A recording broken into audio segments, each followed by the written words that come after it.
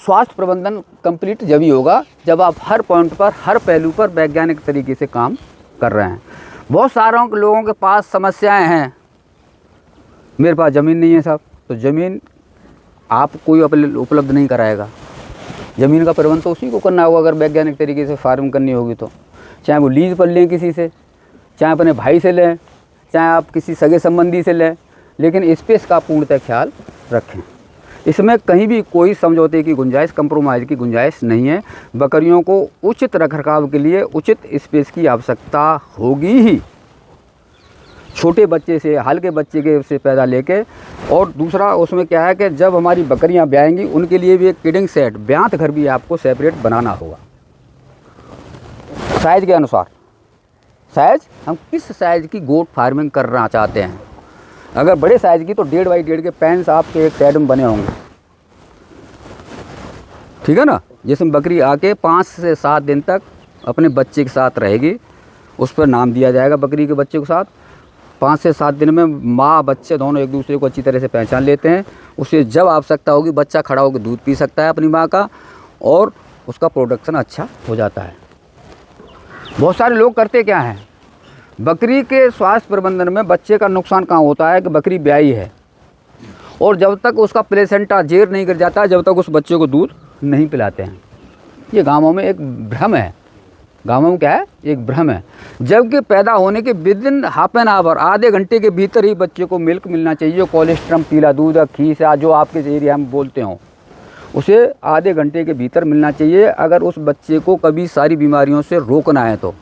क्योंकि उस दूध में नॉर्मल दूध के जो प्रोटीन होती है उसके 4 गुना ताकतवर प्रोटीन होती है पीले दूध में, कोलेस्ट्रम में, जिससे कोई अपने एरिया वाइज कुछ अलग अलग नाम से पुकार सकते हैं।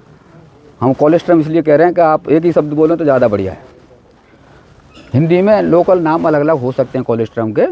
तो वो हाफ एन आवर में बकरी का अडर अच्छी तरह से लाल दवा का पानी डाल के डाइल्यूट अच्छी तरह से अडर को कपड़े से साफ़ करना है और टीट की पहली 2 ड्रॉप ज़मीन में गिरा देनी है। क्यों, बकरी जब ज़मीन में बैठती है तो उस टॉप पर कुछ बैक्टीरिया वायरस का इन्फेक्शन होता है। वो दूध हमें 2-2 बूंद उसकी 2 धार नीचे गिरा देनी है जिससे बच्चे के पेट में न जाए।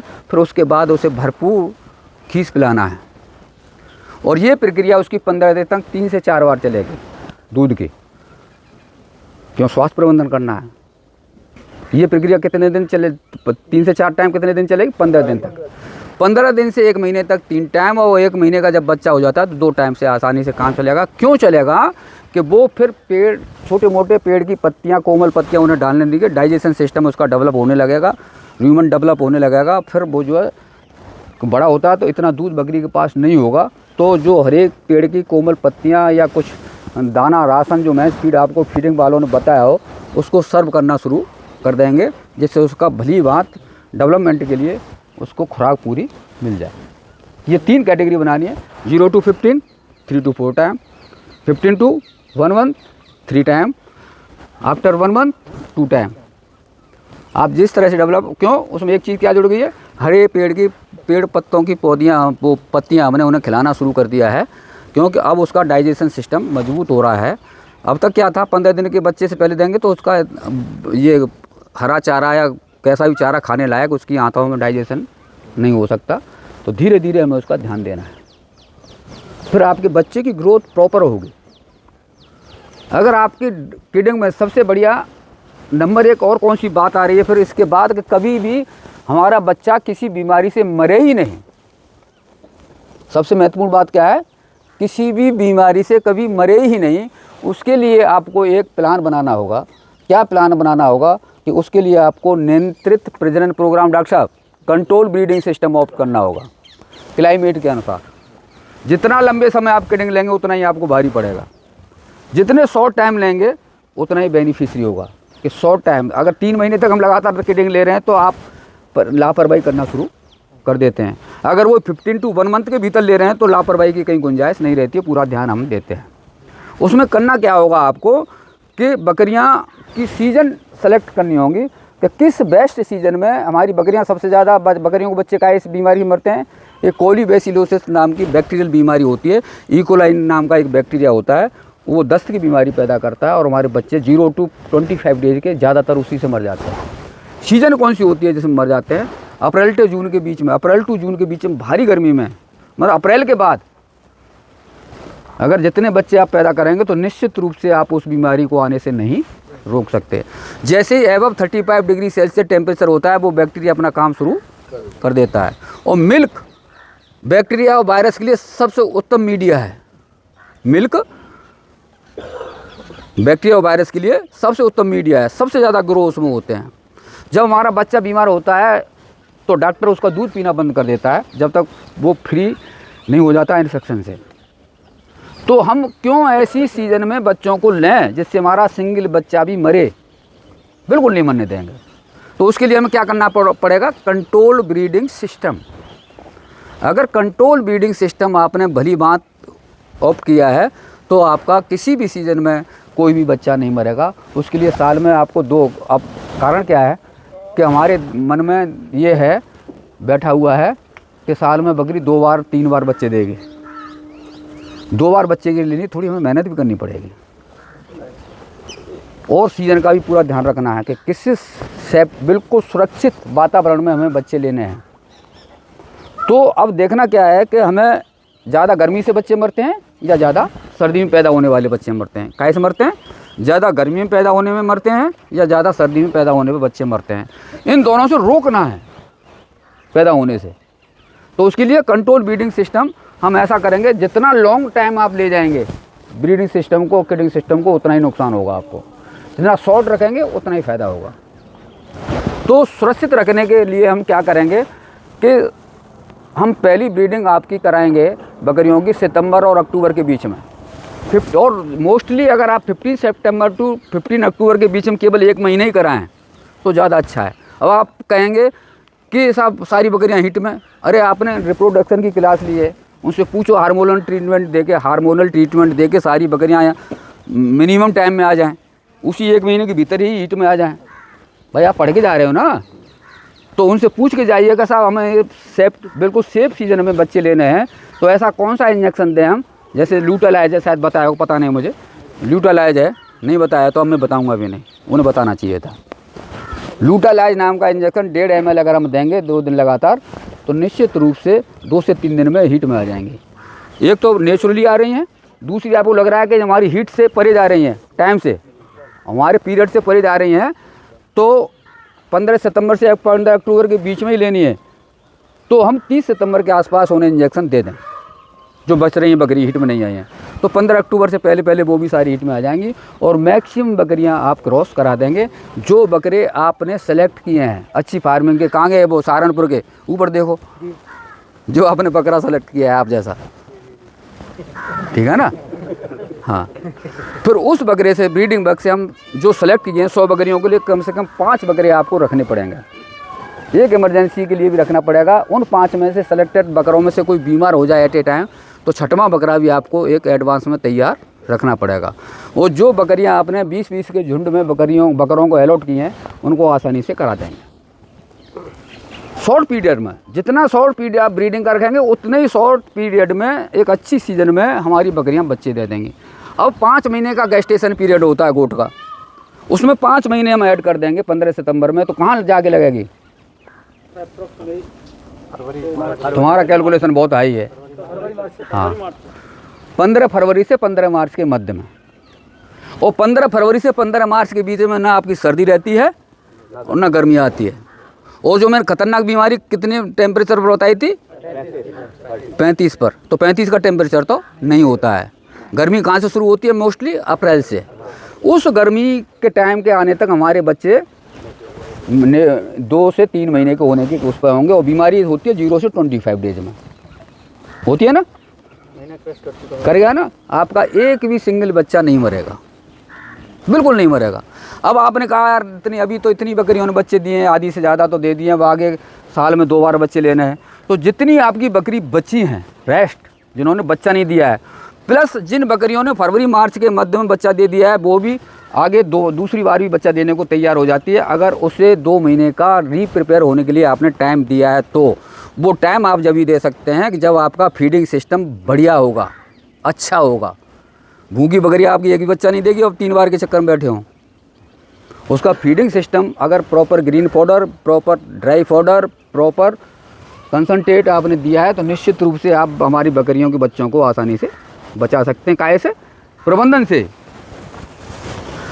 बचा सकते हैं ना। दूसरी बार अगर आप बच्चा लेना चाहते हैं बिना किसी बीमारी के मरे, तो आप अप्रैल और मई के बीच में जो भी बकरी हिट में है उन्हें दोबारा से क्रॉस करा दीजिए। आगे आने वाले 15 सितंबर से 15 अक्टूबर के बीच में आपको बच्चा दे देंगे। ठीक है ना, दे देंगे। तो 2 बार हो गए, साल में 2 बार आपने किडिंग ले ली सेफ सीजन में। तो सितंबर और अक्टूबर के मध्य में भी न ज़्यादा सर्दी न ज़्यादा गर्मी रहती है। और वो बीमारी कब तक होती है? 0 से 25 डेज में। और ज़्यादा सर्दी कब होती है? दिसंबर जनवरी में। तो ज़्यादा सर्दी आने से पहले भी बच्चे आपके 2 से 3 महीने के हो चुके होते हैं। ठीक है ना। फिर आप अपने स्वास्थ्य प्रबंधन को मैनेजमेंट के थ्रू भी आसानी से बिना दवाओं के भी हम अपने बच्चों को बचा सकते हैं। आया बढ़िया समझ में? ये तो करेंगे ना आप, तो निश्चित रूप से आपके बच्चे पूरे के पूरे जिंदे रहेंगे। लापरवाही जब होती है तो हम उसे कभी नहीं रोक सकते हैं। फिर स्वास्थ्य प्रबंधन में हमारे जहाँ नीचे वैज्ञानिकों ने आपको पढ़ाया होगा कि प्रिवेंटिव शेड्यूल्स हैं 7। प्रिवेंटिव शेड्यूल्स हैं 7। उनको जब तक आप फॉलो नहीं करेंगे निश्चित रूप से किसी भी बीमारी से सुरक्षित नहीं रह सकते। जिसके लिए 5 वैक्सीनेशन होंगे, 1 डिवर्मिंग होगी और 1 डिपिंग होगी। और 2 महीने से 6 महीने तक के बच्चों के लिए भी एक बीमारी आती है कोकड़िया नाम का रोग, उसे भी बचाने के लिए एक दवा होगी जो परजीवी क्लास में शायद आपको बताया गया हो। ठीक है ना, वो भी। तो अब सर्वोत्तम बात क्या है कि आप बकरियों में बीमारी आने का इंतज़ार ना करें। जो आपको बताया गया है, जैसे PPR सबसे ख़तरनाक बीमारी होती है सब, उसके लिए 1 ml वैक्सीन लगानी है। भारत में रक्षा कंपनी की सर्वोत्तम वैक्सीन है। सर एक मिनट जरा। हाँ जी, आप लोग जो वीडियो रिकॉर्डिंग बना रहे हैं क्या चीज़ मिलना चाह रहे हैं आप? ये इनके बच्चे साफ कर देंगे। नहीं, ये पूछ रहा हूँ जैसा है आपसे। हाँ। ये वीडियो रिकॉर्डिंग बना रहे हो, क्या पर्पस सॉल्व करेगा ये? सर इसको सुनेंगे सर बाद में सर, इससे बिल्कुल जो भी कुछ वर्डिंग ऐसे आते हैं उनके साइंटिफिक जो होते हैं तो समझ में नहीं आता, तो सर उसे नोट डिक्शनरी लेके फिर उन्हें खोजेंगे। अच्छा, आप अभी ये जो फ़ोन किए ना, एक बंद करिए, गूगल पे डालिए बकरी पालन। जी जी जी। N नंबर्स ऑफ वीडियोस मिल जाएंगे, N नंबर्स ऑफ वीडियोस, कोई लिमिट नहीं होगी शायद। गूगल सभी यूज़ करते होंगे। तो मेरे ख्याल से ये है ना, वीडियोस जैसे बहुत पड़े हुए हैं। यहाँ पे आप क्लास लेने आए ना, थोड़ा सा क्लास की तरफ कंसंट्रेट करिए, नोट करिए, नोट करिए या इंटरेक्ट करिए। आप जैसे इन्होंने कोई चीज़ बोली कि ठीक है ये ऐसा होता है, तो आप जानते हैं होता क्या है, जब हम अपने ऑन स्क्रीन आ जाते हैं ना, तो हम थोड़ी देर के लिए बड़े सिक्योर हो जाते हैं। यार सब कुछ तो ऑन स्क्रीन में रखा है, यूज़ कर लेंगे आज, कल नहीं करते, और वो कभी नहीं होता, डिलीट हो जाता है। आप इंटरेक्ट हो इनसे। हाँ, जो कि आपको क्वेश्चन भी आते हैं। हम ये चाहते हैं कि बहुत सारे लोग होंगे इसमें जो बकरी पालते होंगे, हाँ, नहीं भी पालते होंगे, फिर भी जब आप चीज़ों को सुनेंगे ना, तो आपको एक इंटरेक्ट होने का मौका मिलेगा कि नहीं साहब ये नहीं, ये आपको कोई परेशानी है क्या? सुस्त से नजर आ रहे हो? बहुत पड़े हुए हैं। नाश्ता ज़्यादा कर लिया है ना? तो आप जितना नोट कर लेंगे बातों को, वो आपके लिए बेनिफिशियरी है। दूसरा, बहुत सारे भैया तो बकरी मार के आए हैं, जो हाथ उठाया था वो ज़्यादा ध्यान दें। हाँ, नहीं, बहुत एक व्यक्ति नहीं है, कई लोग होंगे, अकेला थोड़ी है कोई। बकरी मार के तो हर बार आते हैं, ऐसा थोड़ी है, अपना नुकसान करके खूब आते हैं।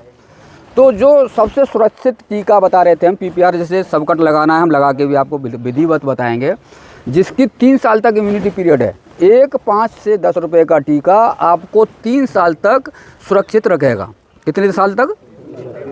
1 ml केवल, जो सबसे सर्वोत्तम रक्षा कंपनी का ही है। हमारे यहाँ इंस्टीट्यूट में भी हम वो बता रहे नहीं थे कि हम वो लगाते हैं, वो ही आपको बता रहे हैं, रक्षा कंपनी का। और इसकी एज ग्रुप है 3 महीने से लेके ऊपर तक के बच्चों में। 3 महीने एज क्या है? 3 months and above. 3 months and above. Temperature common बात बता रहा हूँ पहले मैं, 2 डिग्री से 8 डिग्री सेल्सियस मेंटेन रखना है एनी हाउ। ठीक है ना। डोज रेट, हर वैक्सीन का रूट एक नहीं है, किसी का सबकट है, किसी का इंट्रामस्कुलर है। तो ये है 2 डिग्री से 8 सेल्सियस, 2 डिग्री से 8 डिग्री सेल्सियस फ्रिज में रखना पड़ेगा। अगर आप परचेज करके ला रहे हैं तो बिना आइस बॉक्स के आप परचेज करके न लाएं। यहाँ से स्वास्थ्य प्रबंधन सीख के जाए, वहाँ जीरो हो जाए तो ये पढ़ना भी बेकार है। इन चीज़ों को नोट कर लें, मूलभूत बातें हैं वैक्सीन की। टेम्परेचर, एज ग्रुप और डोज रेट और रूट, किस रूट से कौन सी वैक्सीन लगेगी, ठीक है ना।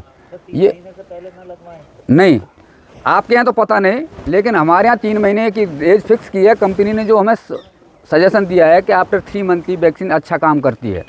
और हमारे यहाँ क्या चक्कर है कि हम 0 से 3 मंथ सारे बच्चों को माँ से दूध पीते हैं, तो वो इम्यूनिटी हमारे बच्चों को हमारे माँ के मिल्क से मिलती है। आप भी जब वैज्ञानिक फार्मिंग करने आए हैं तो उसको ही ऑप्ट करें भाई, 3 महीने तक कम से कम बच्चों को दूध पिलाएं। और जैसे ही ग्रुप आपका, एक दिन में तो सारे बच्चे पैदा हो नहीं जाएंगे, कोई बच्चा 3.5 महीने का हो जाएगा, कोई 3 महीने का, ग्रुप बन के तैयार होता है, अपना वैक्सीन का शेड्यूल स्टार्ट कर दें। Number 1 vaccine PPR सबकट 1 ml, immunity period 3 साल। नंबर 2 ET, इम्यूनिटी पीरियड उसका 6 महीना बाद रिपीट करनी है, 2 ml डोज सबकट, ठीक है ना। ये उसका हिसाब रखें पहले। इम्यूनिटी पीरियड इसका पहली का बताया 3 साल बाद, और दूसरी का 6 मंथ पर ही रिपीट होनी है। और सबसे अकेली वैक्सीन एक ऐसी वैक्सीन है ET, जिसकी आफ्टर 14 to 21 डेज आपको बूस्टर डोज लगानी है। इनमें कभी लापरवाही न बरतें, कोई गुंजाइश नहीं होनी चाहिए लापरवाही की। क्या कभी कभी गुंजाइश कर देते हैं, आप कह रहे चलो ठीक है एक बार लग गई, ठीक है ना। आपके टेम्परेचर मेंटेन में क्या पूछ रहे हैं?